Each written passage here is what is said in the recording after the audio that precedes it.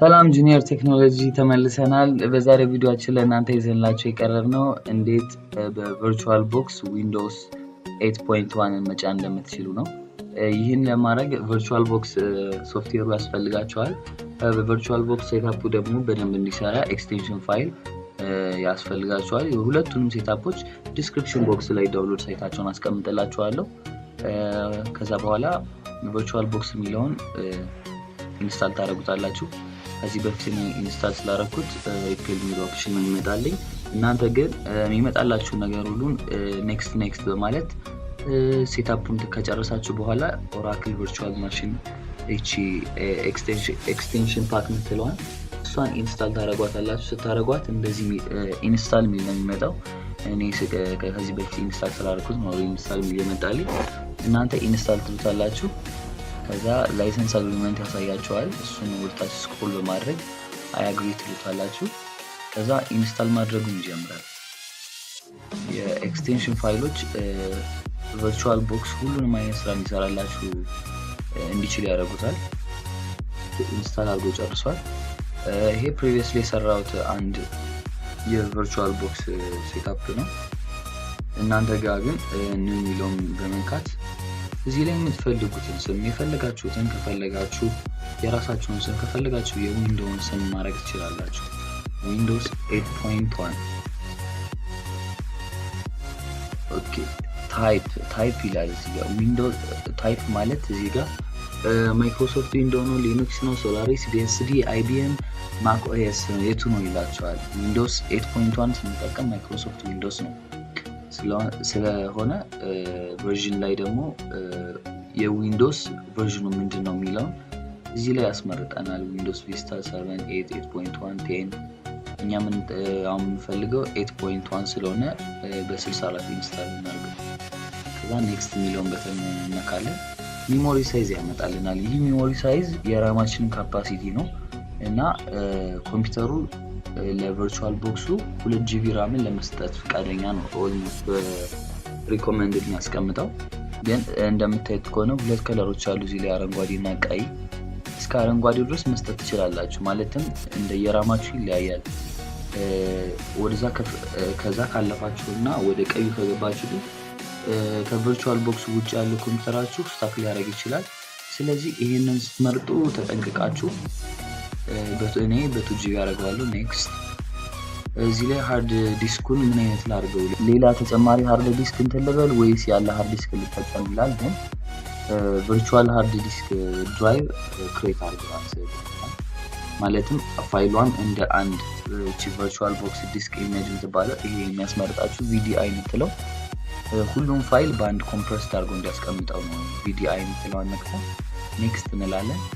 ከዛ ስቶሬጅ ኦን ፊዚካል ሃርድ ድራይቭ ሚለው ዳይናሚክ አሎኬትድ ሚለውን አድርገን ኔክስት እንለዋለን። ከዚህ ላይ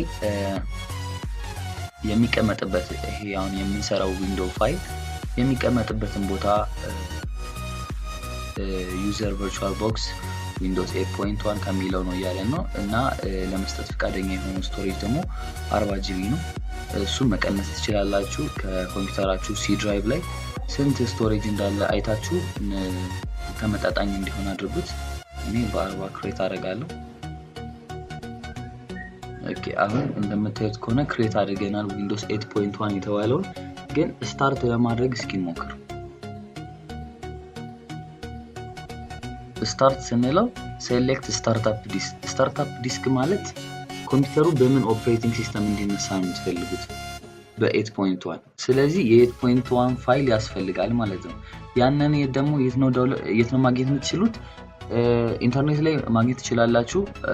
አክቹአሊ እስከ 4.5 GB ድረስ ነው። ዲስክሪፕሽን ቦክስ ላይ እሱን ማስቀምጥላችኋለሁ። በቀላሉ ጌቲንግ ቱ ፒሲ ገብታችሁ ሰርች ብታደርጉት ታገኙታላችሁ። እኔ ግን ያወረድኩት ስላለ እሱን ሊንክ አደርገዋለሁ። ዊንዶውስ 8.1 ኦኬ ሴሌክት አድርጋለሁ። ስታርት ባለው አሁን እኔ ያስገባውለትን ኢሜጅ ፋይል ሎድ አድርጎ እንደ ዊንዶው ያቀርብልኛል። አሁን ያስመረጠኝ ዊንዶውስ 8.1 በ32 ቢት ወይስ በ64 ማለትም 86 32 ነው። ሁለቱ ያስመረጠኝ። ስለዚህ የሚፈልገው 64 ነው። ኢንተር እለዋለሁ።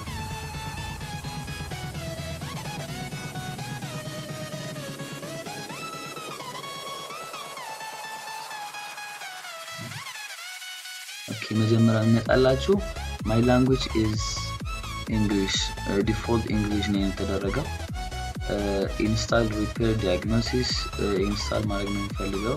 ከዚህ ውስጥ ያስመርጣችኋል የፈለጋችሁትን። እኔ ግን እስኪ 8.1 አድርገው። ኢንስታል አፕዴት ኤንድ ፍሬምዌር ኢንስታል አፕዴት ስኪፕ ዚስ ፊቸር ኢንስታል አፕዴት ኤንድ ኔት ፍሬምወርክ አክቲቬት ላድርገው ወይስ ፕሮዳክት ኪ ምናምን ነገር ይላል። activate Windows permanently, enable diagnosis recovery tool, skip manually partition, clean up partition, and manually partition እንለዋለን። Do you want to continue? Yes.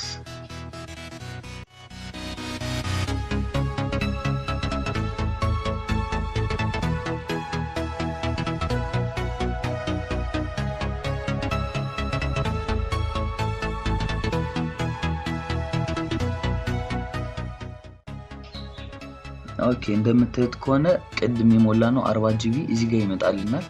እዚህ ላይ ከመጣ በኋላ ኒው እንለዋለን። apply to ensure all Windows features work correctly. Windows might create additional system file. ኦኬ ከዛ next እንለዋለን። አሁን ዊንዶውን ኢንስታል ማድረግ ጀምሯል። ኮፒንግ ዊንዶውስ ፋይልስ የሚለው ዊንዶው እነዚህ ኤክስትራ ዚፕ የተደረጉት ማለትም ይሄ ሴትአፕ ኢሜጅ ፋይል የተቀመጡት ፋይሎችን ሁሉን እንትን የሚያደርግበት ነው። ወደ የቦታቸው አድርጎ ይሄ ጌቲንግ ፋይልስ ሬዲ ፎር ኢንስታሌሽን ይሄ እስከ 100% እስኪሞላ ድረስ መጠበቅ አለብን። እንደምታዩት ከሆነ ጀምሯል። ይሄ 100% ከደረሰ በኋላ ይሄ ቨርቹዋል ማሽኑ እንደ ላፕቶፕ ሪስታርት ያደርጋል። ከዛ በኋላ ዊንዶውስ 8.1 መጠቀም ትጀምራላችሁ ማለት ነው። ቪዲዮን ሰርታችሁት ግር ያላችሁ ነገር ካለ በትክክል ካልሰራላችሁ ኮሜንት ላይ ጻፉልኝ መልስላችኋለሁ። ለዊንዶውስ 10 ዊንዶውስ 7 ካሊ ሊኑክስ ኡቡንቱ ደግሞ በቀጣዩ ቪዲዮአችን ይዤላችሁ እንቀርብ ይሆናል። ከኛ ጋር ስለነበራችሁ እናመሰግናለን። ቪዲዮ ከተመቻችሁ ላይክ አድርጉት። ለቻናላችን አዲስ ከሆናችሁ ደግሞ ሰብስክራይብ ማድረግ አትርሱ።